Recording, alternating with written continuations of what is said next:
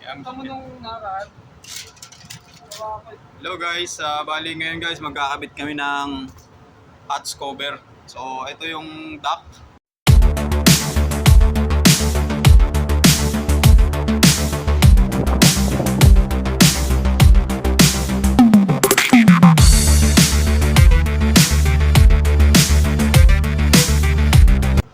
Kakabit nating hatch is may size na siya, 200 by 400. Bali in-inspect na kasi ito nung kasama natin, sila na nagsukat kung anong duct kung anong laki ng hatch ang ilalagay natin. Sabi 200 by 40 rito pre, ito ba yung 200? Ito 200. Ito yun guys. Ito yun guys, 200 by 400. 400 by 200. Ito yung duct na, ito yung hatch na ilalagay natin dyan.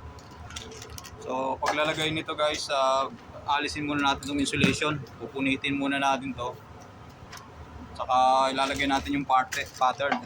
Itong puti na to, ito yung pattern. Pag natanggal yung hatch, didikit muna natin yung pattern. Tapos lalagyan natin ng pentel dito. Sulatan ng pentel dyan para makuha natin yung eksaktong sukat niya. So, andito naman yung instruction niya nakalagay. Ayan, nakasulat. Dito yung instruction niya kung paano mag-install ng hatch. So, partner, start na tayo. Yes, sir. Yes, sir. Ayan nga pala si partner ko. So, ayan. Panoorin natin kung paano niya ikakabit yung hatch. Bali, simpleng-simple lang naman to guys, no? Sa mga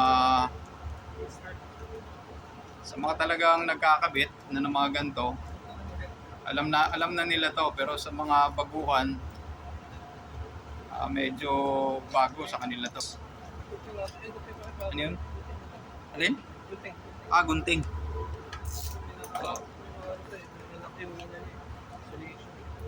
So ayan, tinatanggal niya guys yung pin. Yung insulation kasi guys, nakapin pa to, meron pa tong pin. Parang yung pin na yun, nung kumakapit yung insulation. So, ayan yung pin.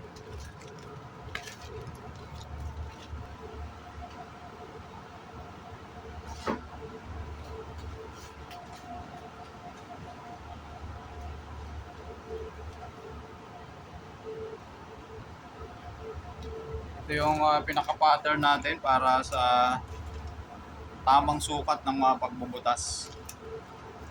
Okay. Para yung pagbutas natin hindi kasi para pagbutas natin hindi lumaki. Kasi pag lumaki yung butas, hindi na mag-fit yung cover natin, tong cover natin. Hindi siya mag-fit, hindi na rin siya magkakasya, hindi na rin natin may kakabit. Kaya kailangan eksakto yung butas. Kaya napakahalaga nitong pattern na to.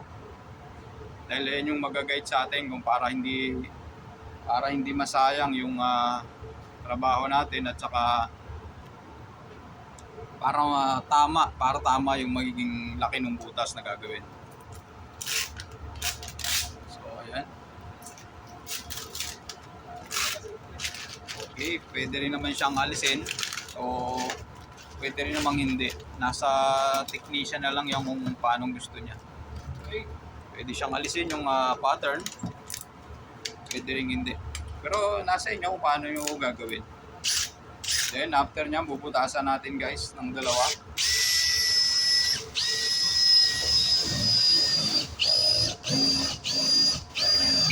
Babutasan natin siya ng dalawang butas para makadaan yung makadaan yung bit natin. Ito yung gagamitin natin pang butas. So ayan, may butas na, dalawa. Ito kasi yung ito ko yung cutter natin. Ha? Dito. Papasok natin dito yan sa butas. Dito yan, papasok natin yan dyan. Ito yung pinaka-blade niya. Zipper. So ayan, ganyan.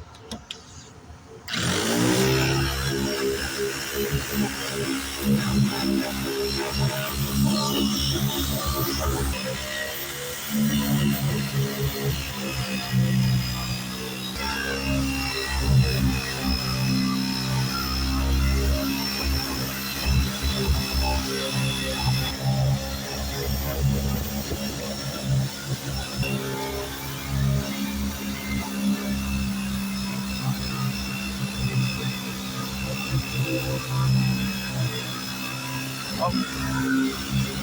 tumalsik.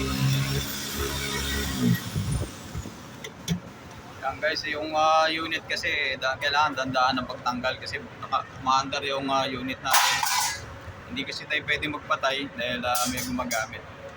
So ayan, sandali tingnan natin yung ano, oil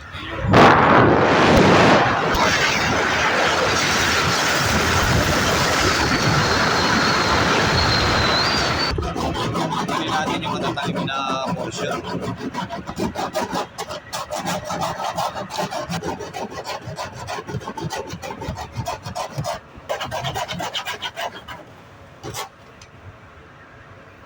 Yes.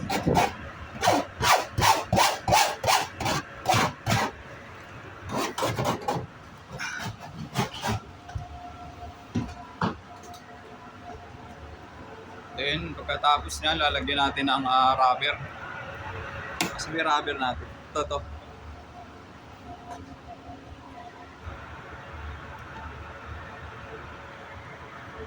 Ibig sabihin na nila, gasket sa Rubber, yung purpose ng rubber na to para ilalagay natin sa mismong pinakalabi nito.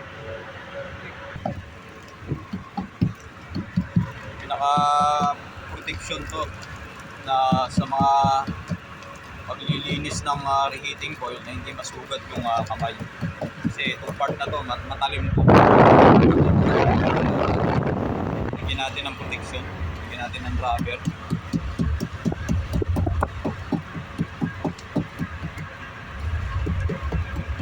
Naka-safety rin to sa mga magbubukas ng hats, sa mga maglilinis.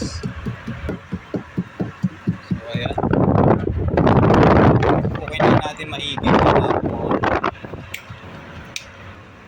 So ganyan lang. Ayan na, ilalagay na natin yung hats. Tingnan natin kung eksakto ba talaga yung pattern na pagkakalagay. Tama yung pattern.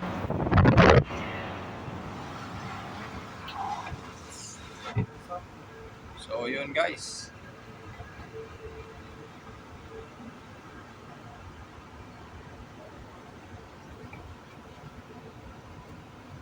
So eksaktong-eksakto.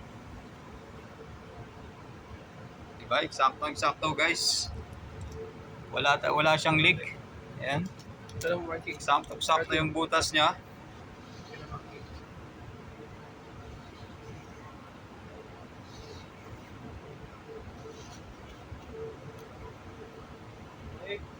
Ayan. So, titread mo lang siya. Thread. Hihigpitan mo lang hihigpitan lang natin na yung pag-thread para sumikip. Hanggang sumikip. Then, syempre, ibabalik na natin yung tinanggal na natin na insulation. Hindi siya pwedeng pabayaan ng walang insulation para hindi siya mag-moist.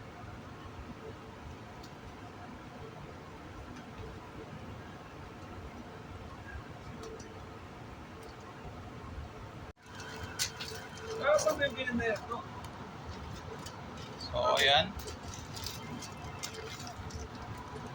Ayan, ini-insulate na natin ang maigi para maganda tingnan. Kasi para pag-inspect nila, kasi meron pa mag-inspect niyan, mga ayan. Okay. So, ayan na, no? Naikabit na ng maayos. Ngayon naman, guys, pag meron ng ganyan, lalagyan na natin ng ganitong X. Ito, pintura lang naman to, simpleng pintura. At may kulay ito, kulay pula. So, yan, ibig sabihin yan, guys, pag may nakasimbol na ganyan, ibig Ibig sabihin niyan guys, merong hats dyan. Meron siyang hats. Meron siyang cover. Yan ang finished product natin. Alin? Finished product. O, fixed product daw, sabi ni partner. Finished product. Ayan. Okay ba? Okay, si... Pilots. Okay, so guys, no?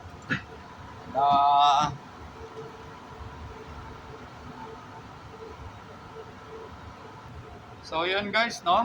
Bali nakabit na natin yung hats na tapos na natin siyang ikabit. Ang pinaka-purpose nga pala ng hats cover na to guys, para kung gusto nating linisin o silipin yung kondisyon ng reheating coil na nasa loob ng duct na to, dito natin siya bubuksan. Ito yung pinaka main purpose ng hats na ikinabit natin. Ito nga pala yung in pipe. Ay sorry, ito sa baba. Ito pala yung in ng reheating. Ito naman yung out. So ayan, papakita ko na rin sa inyo guys yung temperature. Kung gaano siya kainit na pumapasok dyan sa reheating coil natin. Dumadaan pala dito guys sa loob ng pipe na to. Sa tubig lang siya na tubig lang na mainit. Ayan yung temperature niya, nasa 62 Celsius yung dumadaan, pumapasok sa kanya papunta doon sa loob ng coil. 62 yung entering niya. Then lalabas naman siya dito. Yan. At ito naman yung temperature niya. Paglabas niya is nasa 22. Nasa 22 Celsius na. So, yun lang. Paikot-ikot lang siya. Papasok, lalabas. So, yun guys, no? Nawali may nagawa kaming hats. Marami kami kakabit. Nasa 300 plus na hats ang kakabit namin. So, i-share lang namin sa inyo yung kung paano magkabit ng mga hats na ganitong klase. Ganitong klaseng hats. Hello, see you next time. Sira-sira pa yung gloves niya, no? Okay, sana guys, may na-share ako sa inyo. At see you next time.